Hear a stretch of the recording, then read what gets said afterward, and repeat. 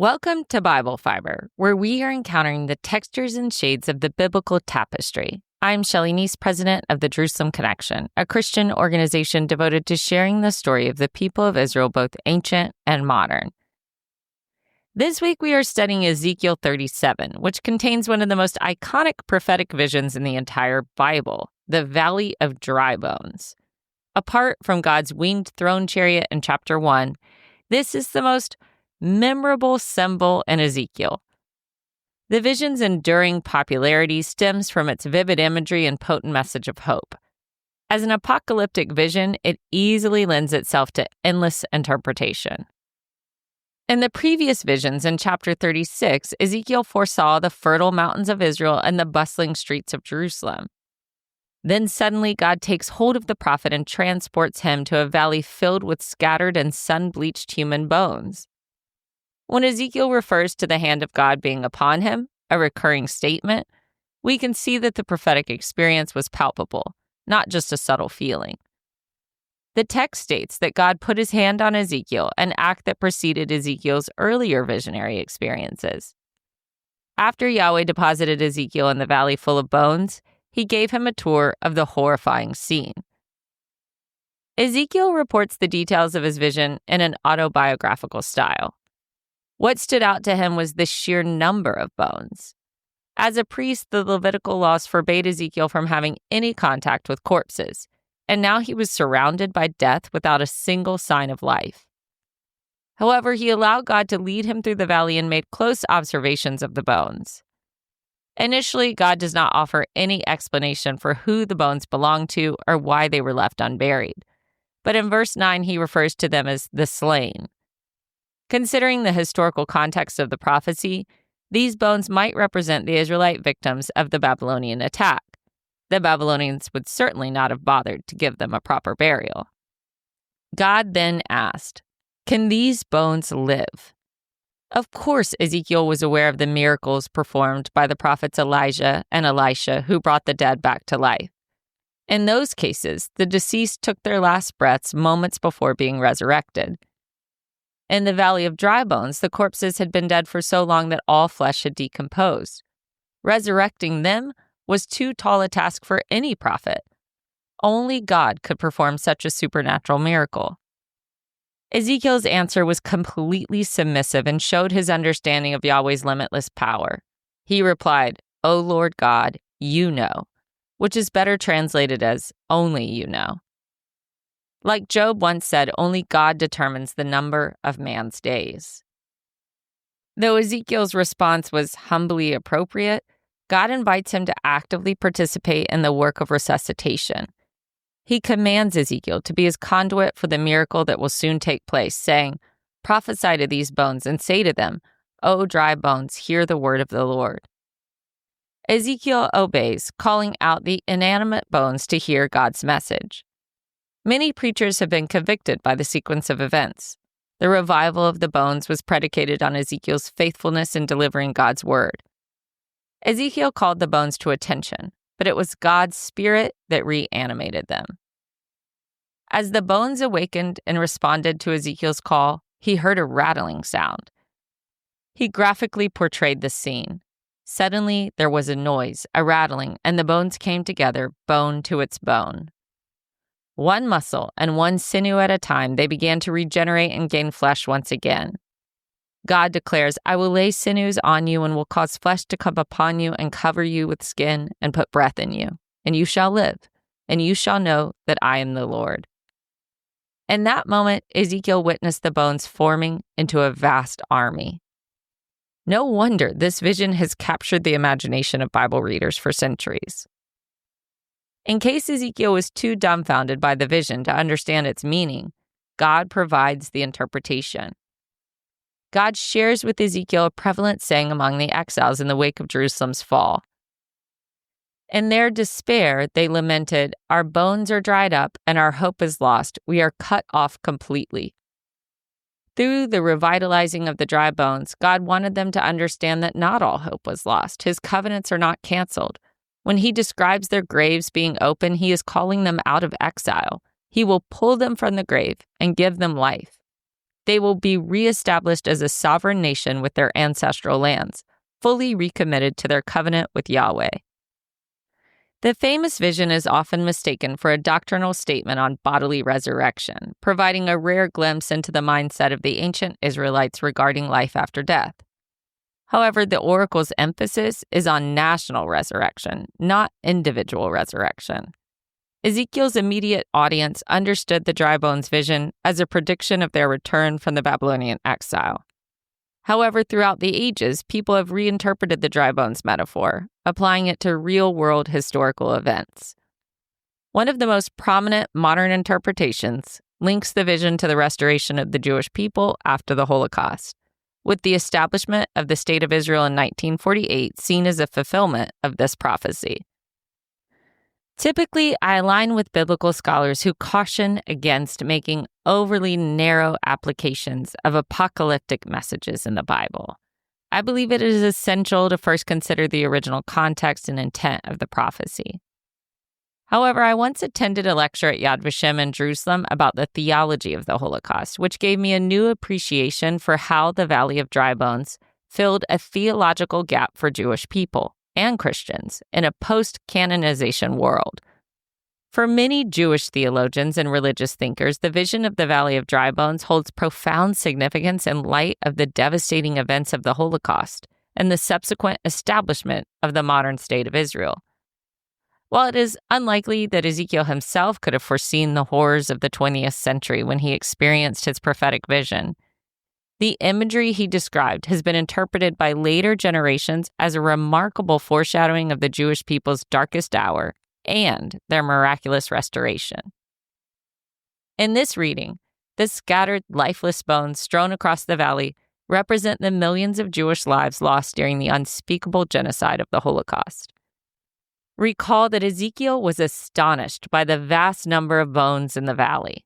The number 6 million is still hard to grasp. The idea of these bones being reanimated and reconstituted into a living, thriving nation speaks powerfully to the rebirth of the Jewish people in their ancestral homeland that occurred on the heels of the Holocaust in 1948. Just as Ezekiel's vision promised the revitalizing of a decimated people, so too did the creation of Israel from the ashes of the Holocaust. The Valley of Dry Bones serves as a reminder to Jewish people living today that even in their darkest moments, God's plan for their redemption and return to the land cannot be thwarted. Following the vision of the Valley of Dry Bones, God commands Ezekiel to perform a sign act that reinforces the theme of national resurrection and reunification. God describes the dry bones as belonging to all the descendants of Jacob, referring to them as the whole house of Israel. With this segue, God tells Ezekiel to take 2 sticks. One should be inscribed with the name Judah and the other with the name Joseph, which he notes is also Ephraim. He is then instructed to join the 2 sticks together as 1 stick. After King Solomon's death, the once united monarchy divided into 2 kingdoms, which are typically referred to as the Northern Kingdom and the Southern Kingdom.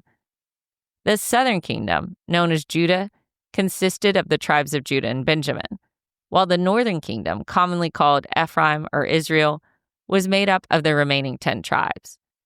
The term Ephraim is often used interchangeably with the Northern Kingdom, as the tribe of Ephraim was the dominant tribe, both numerically and politically.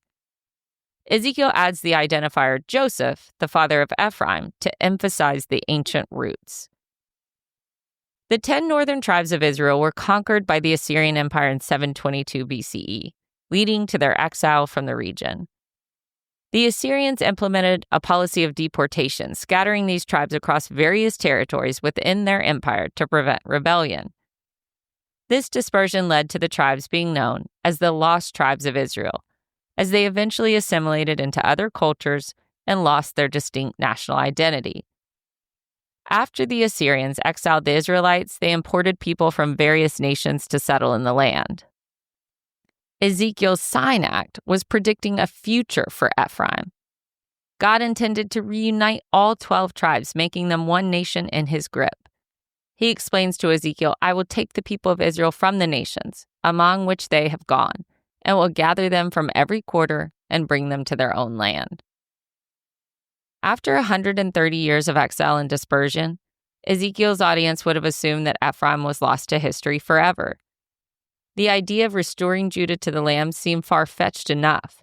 However, at least they had been recently exiled, and for the most part, they were all together in settlements in Babylon, Egypt, and Judah.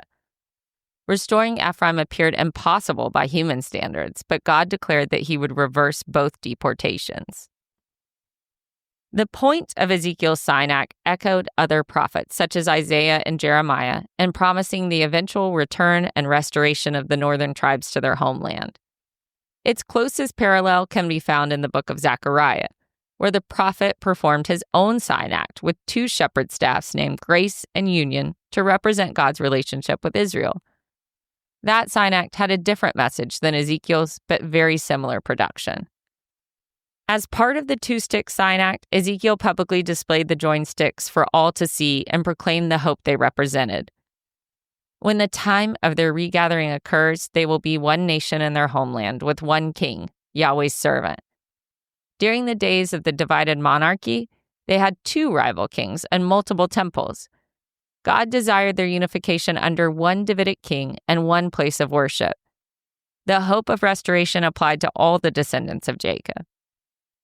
In chapter 36, God assured the exiles that he would give them a new heart and empower them with his spirit. These internal transformations made re-entering the covenant relationship possible. The promises in the last section of chapter 37 expand on that assurance. God will address every aspect of Israel's crisis: land, peoplehood, kingship, temple, and covenant. No longer would they be tempted by idolatry or fall into apostasy. God aimed to eliminate all impediments to the covenant relationship. Under their divinely appointed king and out of gratitude for his saving acts, they would follow God's laws and statutes and live at peace in their land. The return from Babylonian exile in 535 BCE, under Cyrus's edict, fulfilled many aspects of this prophecy. However, the scope of Ezekiel's prophecy goes well beyond what Israel ever achieved. With the waves of returnees led by Zerubbabel, Ezra, and Nehemiah, Israel once again established residence in their homeland. They rid themselves of idol worship, rebuilt their temple, and reinstated the sacrificial system. However, they never had another Davidic king and were never quite sovereign, apart from the century of self-rule under the Hasmoneans. No one could argue that they achieved the level of peace and abundance outlined in Ezekiel's vision. This partial fulfillment points to a dual nature of prophetic promises: an immediate historic fulfillment and a future, more complete realization. Ezekiel's vision of eternal restoration is the hope that every Israelite awaits, but the prophet gives no indication of when it will be fulfilled. What he does emphasize is that when it is fulfilled, it will last forever. The Hebrew word for forever is repeated 5 times in 4 verses. In Christian theology, this concept is often referred to as already, but not yet. Messianic prophecies frequently experienced a partial fulfillment in the short term, while also having a more complete realization in either the first or second coming of Christ. The initial return from Babylon served as a foretaste of God's ultimate intentions, while the full realization of these promises is associated with the return of Christ and the establishment of his kingdom. The anticipated fulfillment of this eschatological event is expected to bring forth the complete peace, security, and prosperity described by Ezekiel, including supernatural abundance and a perfect bond between God and all of creation. Thank you for listening, and please continue to take part in this Bible reading challenge. If you would like the transcript of the podcast with all the biblical references, go to our blog and sign up for our weekly newsletter. We added a free downloadable goodie on our website to anyone who signs up, so go to thejerusalemconnection.us and check it out. Don't forget to rate Bible Fiber wherever you listen to your podcasts. It helps people find the show. Until next week, Am Israel Chai.